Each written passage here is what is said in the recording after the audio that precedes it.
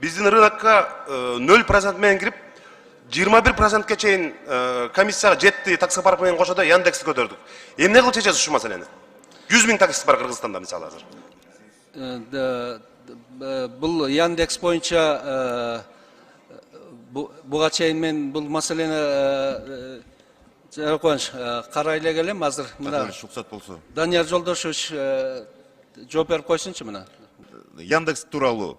Яндексти өзүңүздөр билесиздер, ал жанагы оператор, бир эле оператор. Ошон үчүн азыр бул ишмердүүлүктү лицензиялоо, ишмер кылганга жакынкы арада долбоорду киргизебиз. Ошону колдоп берген болсоңуздар, анда тарифтерин дагы жана анын салык төлөөсүн дагы толугу менен контролдого эметебиз. Эң негизгиси сервер, эң негизги талап кандай компания келбесин, сервер ушу Кыргыз Республикасында болуш керек.